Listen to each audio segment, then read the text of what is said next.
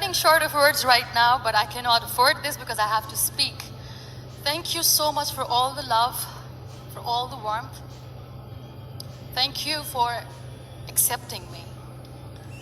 Thank you very much.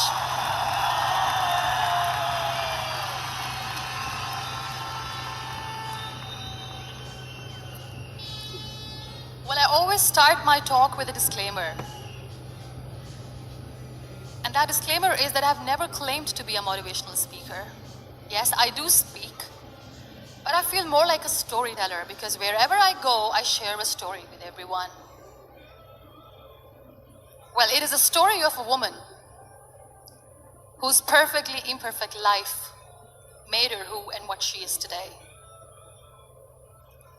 It's the story of a woman who, in pursuit of her dreams and aspirations, made other people realize that if you think that your life is hard and you're giving up on that because you think your life is unfair, think again. Because when you think that way, you are being unfair to your own self. It's the story of a woman who made people realize that sometimes problems are not too big. We are too small because we cannot handle them.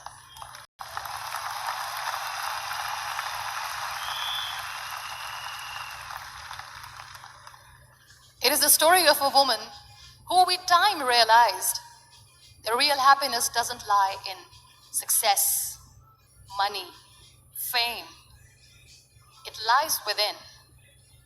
Real happiness lies in gratitude.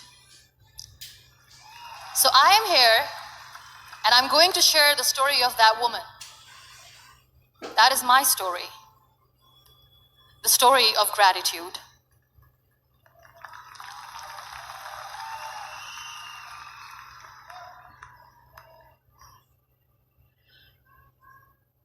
I love you too. I love you all.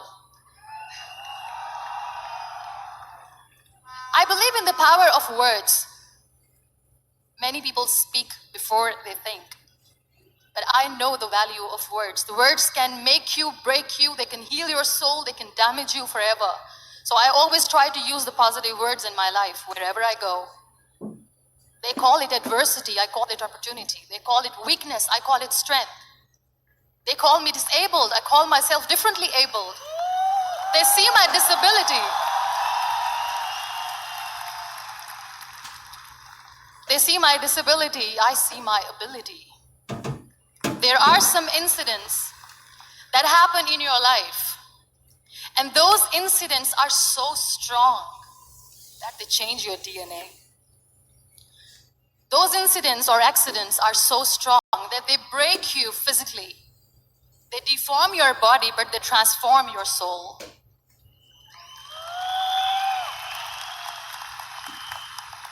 Those incidents break you, deform you, but they mold you into the best version of you. And the same thing happened to me. And I'm going to share what exactly happened to me. I was 18 years old when I got married. And this thing I'm sharing for the very first time on an international level. I was 18 years old when I got married. I belonged to a very conservative family, a Baloch family, where good daughters never say no to their parents. My father wanted me to get married. And all I said was, if that makes you happy, I'll say yes.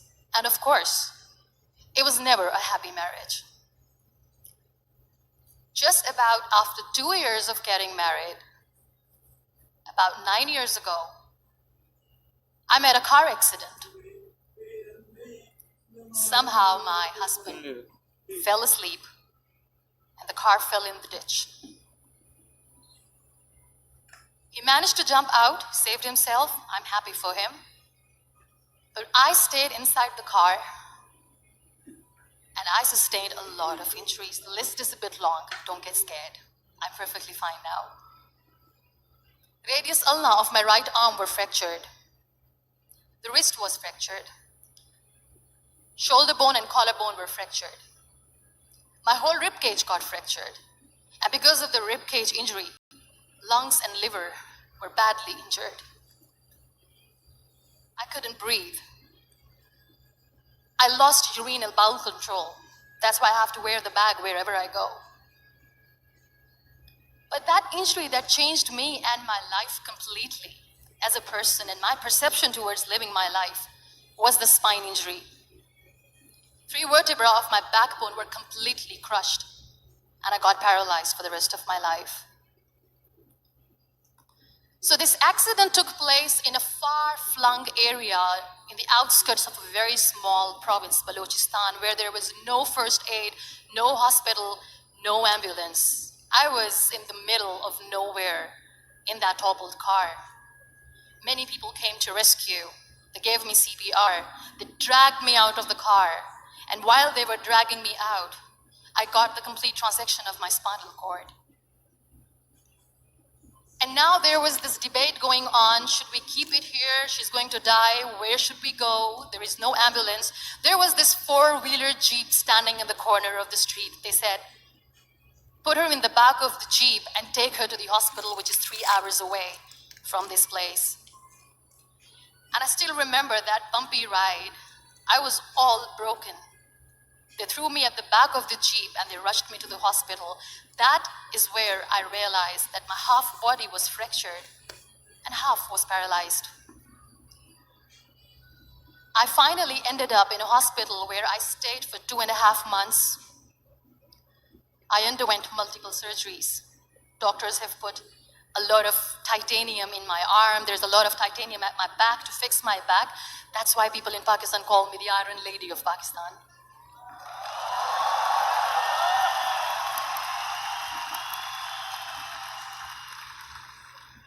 Sometimes I wonder how easy it is for me to describe all this all over again. And somebody has rightly said that when you share your story and it doesn't make you cry, that means you have healed.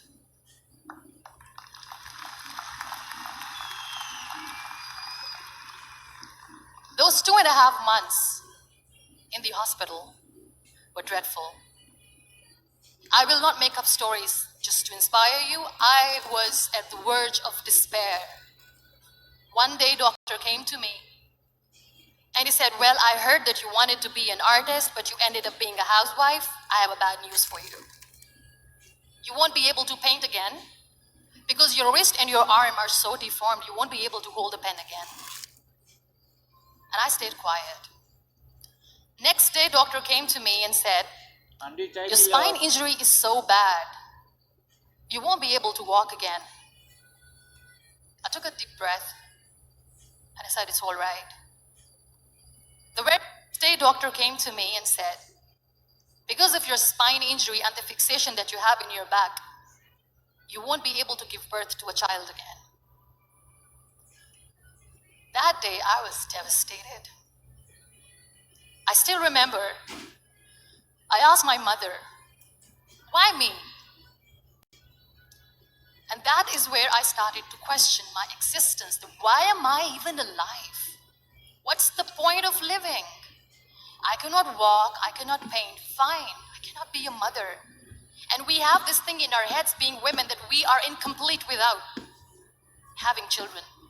I am going to be an incomplete woman for the rest of my life. What's the point? People are scared. They think I will get divorced. What is going to happen to me? Why me? Why am I alive? We all try to chase this tunnel.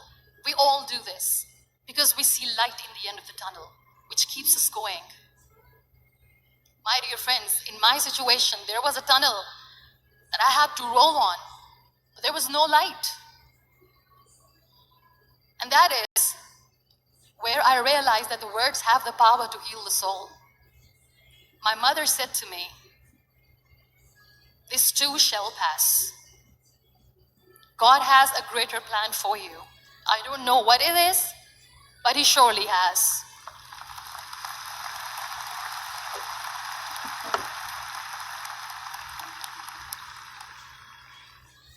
And in all that distress and grief, somehow or the other, those words were so magical that they kept me going. I was trying to put that smile on my face all the time, was hiding. It was so hard to hide the pain, which was there. But all I knew was that if I will give up, my mother and my brothers will give up too. I cannot see them crying with me. So what kept me going was, one day I asked my brothers, I know I have a deformed hand, but I'm tired of looking at these white walls in the hospital and wearing these white scrubs. I'm getting tired of this. I want to add more colors to my life. I want to do something. Bring me some colors, bring me some small canvas. I want to paint. So the very first painting I made was on my deathbed, where I painted for the very first time. It was not just an art piece or just my passion. It was my therapy. What an amazing therapy it was. Without uttering a single word, I could paint my heart out. I could share my story. People used to come and say, what lovely painting, so much color. Nobody could see the grief in it. Only I could. So that's how I spent 2.5 months in my hospital, crying, never complaining or whining, but painting. And then I was discharged and I went back home. And I went back home and I realized that I have developed a lot of pressure ulcers on my back and on my hip bone. I was unable to sit. There were a lot of infections in my body, a lot of allergies. So doctors wanted me to lie down on the bed straight for not 6 months, for not 1 year, for 2 years. I was bedridden, confined in that one room, looking outside the window, listening to the birds chirping, and thinking maybe there will be a time when we'll be going out with the family and enjoying the nature. That was the time where I realized how lucky people are, but they don't realize. That is the time where I realized that the day I'm going to sit, I'm going to share this pain with everyone to make them realize how blessed they are, and they don't even consider them lucky. There are always turning points in your life. There was a rebirth day that I celebrated. After 2 years and 2.5 months, when I was able to sit on a wheelchair, that was the day when I had the rebirth. I was a completely different person. I still remember the day I sat on the wheelchair for the first time, knowing that I'm never going to leave this, knowing that I won't be able to walk for the rest of my life. I saw myself in the mirror and I talked to myself. And I still remember what I said. I cannot wait for a miracle to come and make me walk.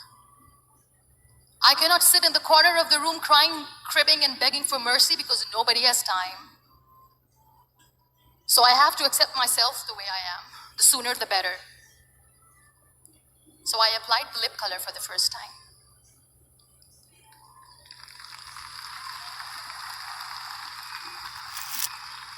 And I erased it.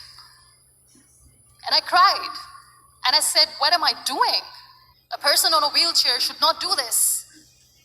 What will people say? Clean it up. Put it again. This time I put it for myself. Because I wanted to feel perfect from within.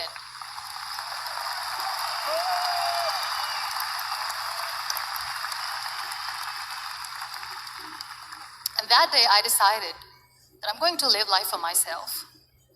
I am not going to be that perfect person for someone. I am just going to take this moment and I will make it perfect for myself. And you know how it all began? That day I decided that I'm going to fight my fears. We all have fears. Fear of unknown, fear of known, fear of losing people, fear of losing health, money. We want to excel in career, we want to become famous, we want to get money. We are scared all the time. So I wrote down one by one all those fears. And I decided that I'm going to overcome these fears one at a time. You know what was my biggest fear? Divorce. I couldn't stand this word. I was trying to cling on to this person who didn't want me anymore, but I said, no, I have to make it work.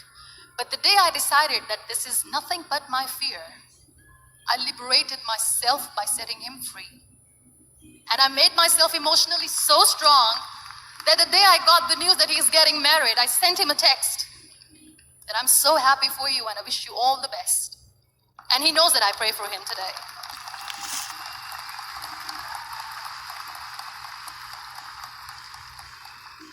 My biggest fear, number 2, was I won't be able to be a mother again. And that was quite devastating for me. But then I realized there are so many children in the world, all they want is acceptance. So there is no point of crying, just go and adopt one. And that's what I did.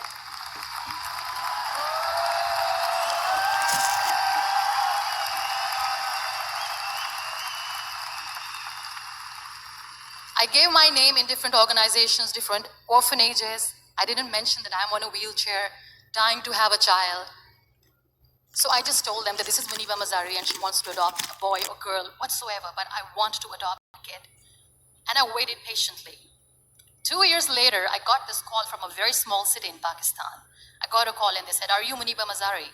There is a baby boy and would you like to adopt?" And when I say yes, I could literally feel the labor pain. I said, yes, I am going to adopt him. I am coming to take him home.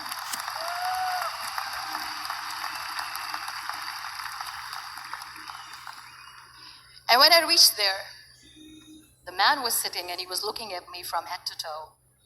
And in back of my head, I kept thinking that, oh my God, he's going to say she's on the wheelchair, she doesn't deserve it. How is she going to take care of him? And I looked at him and I said, "Do not judge me because I'm on the wheelchair." But you know what he said? He said, "I know you will be the best mother of this child. You both are lucky to have each other."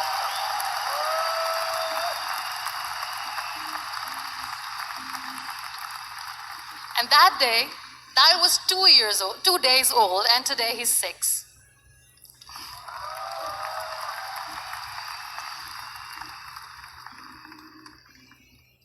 You'll be surprised to know another bigger fear that I had in me. It was facing people.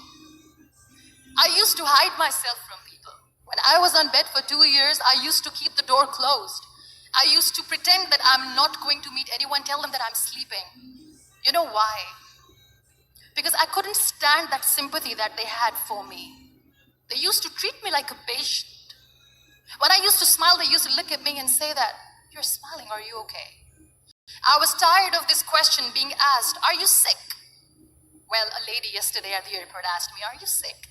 And I said, "Well, besides the spinal cord injury, I'm fine, I guess."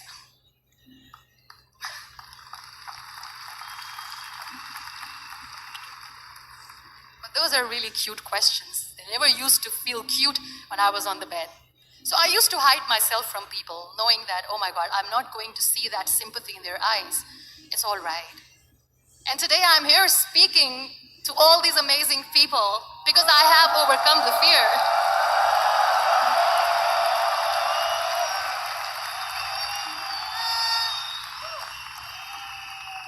You know, when you end up being on the wheelchair, what's the most painful thing? That's another fear that people on the wheelchair, or the people who are differently able, have in their hearts, but they never share. I'll share that with you. The lack of acceptance. People think that they will not be accepted by the people because we, in the world of perfect people, are imperfects. So I decided that instead of starting an NGO for disability awareness, which I know will not help anyone, I started to appear more in public. I started to paint. I always wanted to. I have done a lot of exhibitions. I'm Pakistan's first wheelchair-bound artist. I have done a lot of modeling campaigns, different campaigns for brands like Tony and Guy.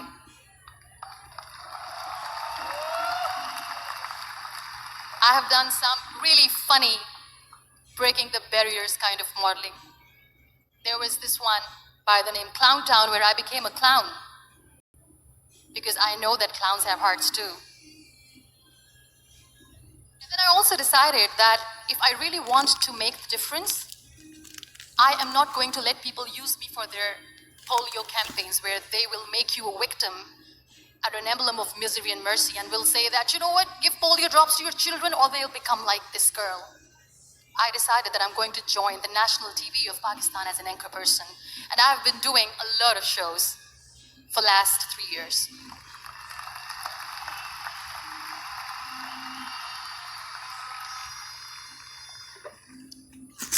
accept yourself the way you are, the world recognizes you. It all starts from within. Thank you. I became the National Goodwill Ambassador for UN Women Pakistan, and now I speak for the rights of women, children. We talk about inclusion, diversity, gender equality, which is a must.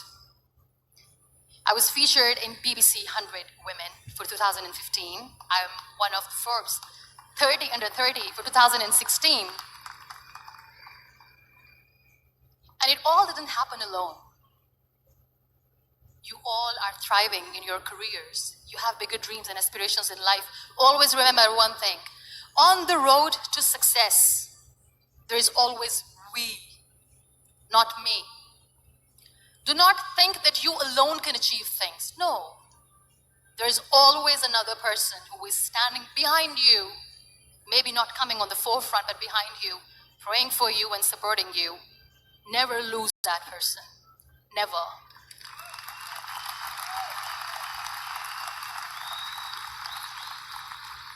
No matter how much I say that I couldn't find a hero, so I became one, I still want to recognize those 3 people in my life who literally changed my life completely, and I get inspiration from them every single day. Waleed Khan. Many people know about the terrorist attacks in Pakistan. We have lost many people. And I'm sharing this with a very heavy heart because we actually have lost a lot of people in this huge turmoil of terrorism. These people are barbarians. They do not see people. They're even worse than animals. They have killed people in mosques. They have killed people in churches, temples, even in schools. There was this terrorist attack in Army Public School, Peshawar, where these terrorists entered in an examination hall and they killed our children. And in that attack, that day, this beautiful boy, Waleed Khan, who was my hero, my real life hero, was the proctor who was taking care of the students, was keeping an eye on the students. Those barbarians shot him 3 times in the face, 5 times on his body, and he fell down. I was asked to give a talk in the school after a week of that terrorist attack. With a very heavy heart, I went there and I spoke. We sang a few national songs. I thought that maybe I've done my part, but deep inside, it was killing me.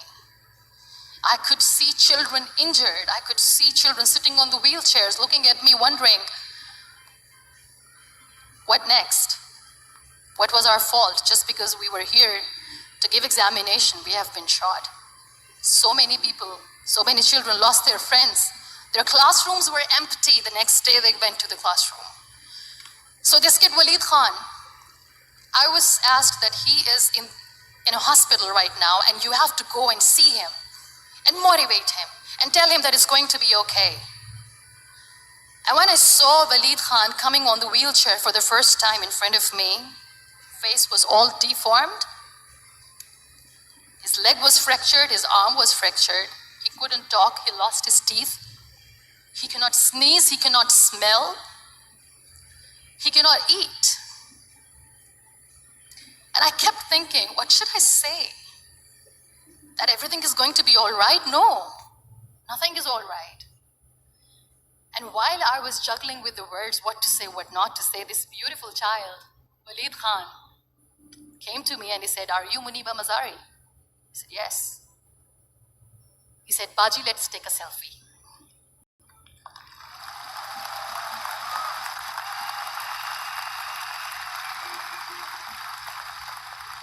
And with that beautiful, toothless smile of Waleed Khan, we took that beautiful selfie that I still have with me. I don't share that here because he was in a very bad shape that time. And that is where I realized that when I was thinking too much about his deformities, he's happy with himself. He doesn't even care. Because today he goes in the same school, and when somebody asks him that what happened to your face, why so many scars, you know what he says? "These scars are my medals and I wear them with pride."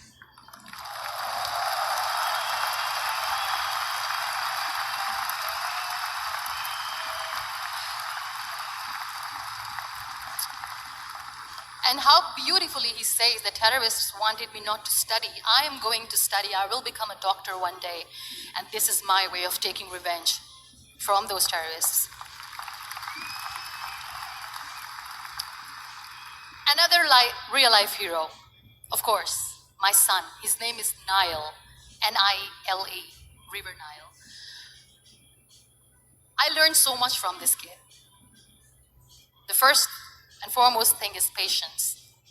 How to be patient when you know that your mother cannot walk, when you know that your mother is different from the other women, when you know that your mother cannot go out and play with you, how to stay calm.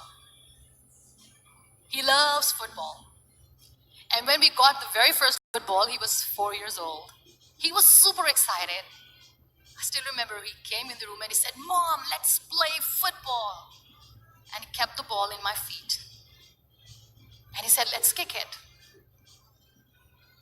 And that day I felt disabled. I said, "I cannot kick the ball." And I was down with the same face. He looked at me and he said, "Well, that's all right. Your legs are not working, but your hands do. Let's play catch the ball."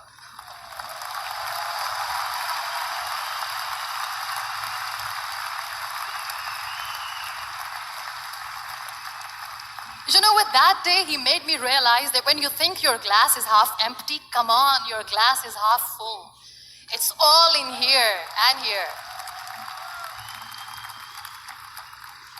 Last but not least, the woman who made me realize that heroes have no gender. The woman who believed in me even when I was completely at the verge of despair, where everybody left, she was there. And every time I looked at her, without saying anything, she used to look at me and said, "This too shall pass. God has a bigger plan. And one day you will say that, oh my God, that is why God has chosen me." She never cried in front of me.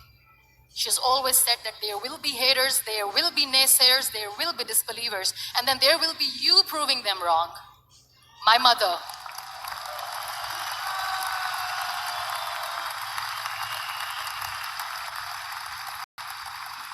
Whatever I am today, I'm nothing without her. I'm nothing without her. Thank you, Mama. I wish you were here. Thank you for making me who I am today.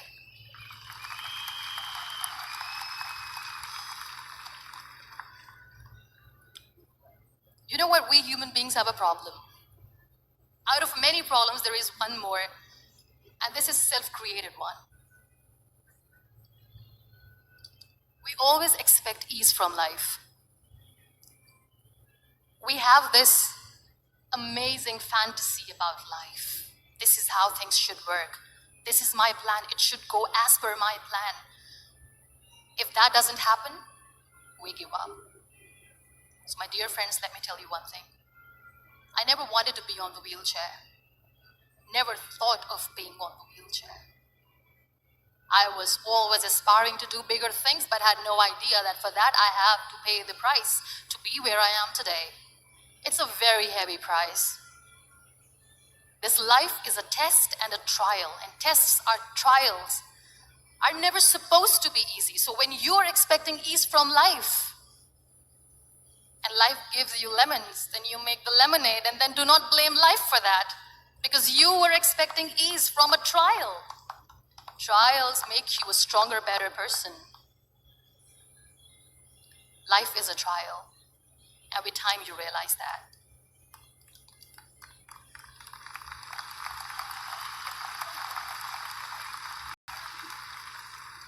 It is okay to be scared. It is okay to cry. Everything is okay, but giving up should not be an option. They always say that failure is not an option.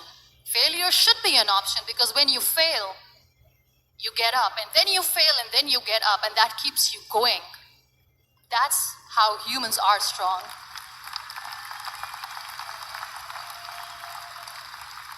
Failure is an option, should be an option, but giving up is not. Never. We have this thing in minds. We call it perfection. We want everything perfect. We want ourselves to be perfect. There is this image in our head about everything. Perfect life, perfect relationships, perfect career, perfect amount of money that we need to earn no matter what. Nothing is perfect in this world.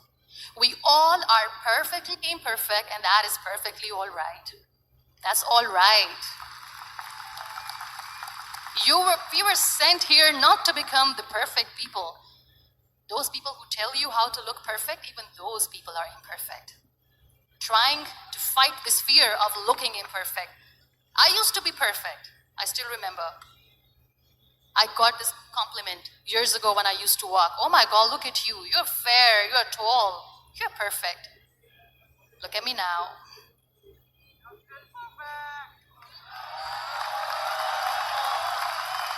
Only the perfect eyes can see that.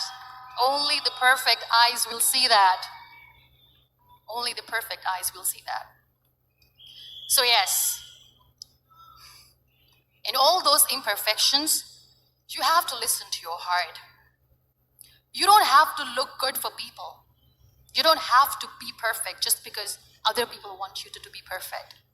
If your soul is perfect from within, that's all right. This is all what you want. This is all what you need to be. Our society has made very weird kind of norms to look perfect and great. For men, it's different. For women, it's different. We think too much about what people say. We listen to ourselves too little. You know what makes you perfect? When you make someone smile. You know what makes you perfect? When you try to do something good for the people around you. You know what makes you perfect? When you feel someone's pain. And how beautiful pain is that it connects you with people. No other medium can connect you with others but pain. That's why I always say that I'm in pain, and that's a blessing in disguise for me. Today, just because I'm in pain and I'm on the wheelchair, I work for children. Being the head of CSR for a company, we conduct medical camps in far-flung areas of Pakistan where so many kids die because they don't have medical facilities. And I personally believe just because they cannot afford to live doesn't mean we'll let them die. So we give them money, we give them medical treatment, we try to heal their wounds, physical and emotional. And I also work for the beautiful people, we call them third gender, the transgender community of Pakistan. You know what connects me with them? All my imperfections. When I go and I hug them, they never judge me. And this very good friend of mine, her name is Bijli. Bijli means electricity. She calls herself electricity. And I said, are you electricity? She says, no, I'm lightning. I'm as strong as lightning. Because we have very bad power outage, so she doesn't want me to call her electricity. So she says, I am very strong. I'm thunder, I'm lightning. She came to me, and the first time I hugged her, she said, you are just like me. And I said, yes, I am like you. Because to people, we are so imperfect.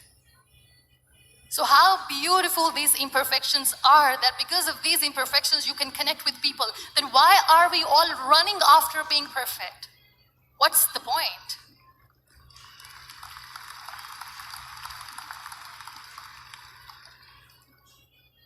Every time I go in public, I always smile. It's always a big toothy smile on my face, and people ask me, don't you get tired of smiling all the time? What's the secret? I always say one thing, that I have stopped worrying about the things that I have lost, the people that I have lost. Things and people who were meant to be with me are with me. And sometimes, somebody's absence makes you a better person. Cherish their absence. It's always a blessing in disguise. I always say that people are so lucky they don't even realize. You must be thinking, okay, you're lucky in what sense? Well, the breath that you just took was a blessing. Embrace it.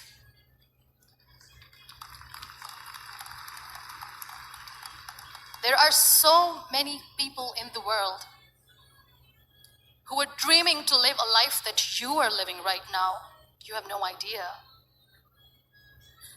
Embrace each and every breath that you are taking. Celebrate your life. Live it. Don't die before your death. We all die.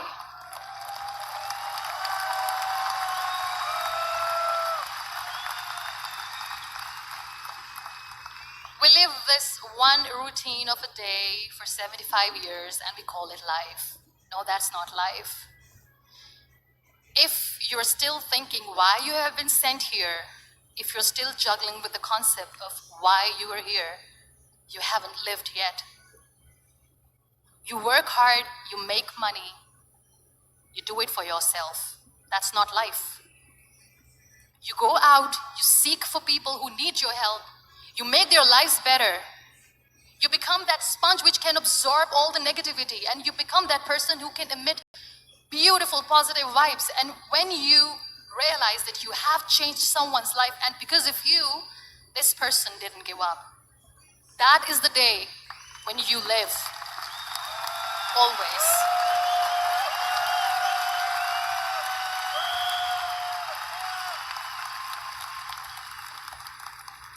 We were talking about gratitude, why I smile all the time. I cry all night when nobody sees me, because I'm a human and I have to keep the balance. And I smile all day because I know that if I will smile, I can make people smile. That keeps me going.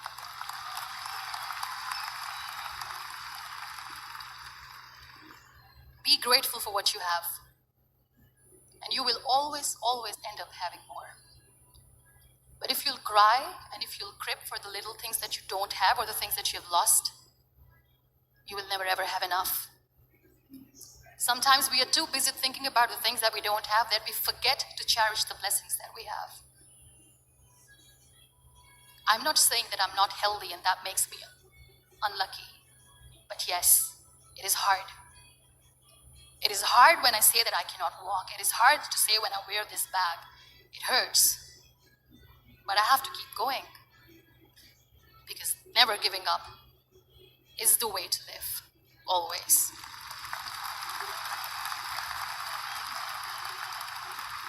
So I'll end my talk on a very short note. Live your life fully. Accept yourself the way you are. Be kind to yourself.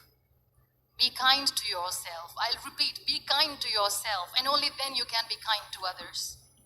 Love yourself and spread that love.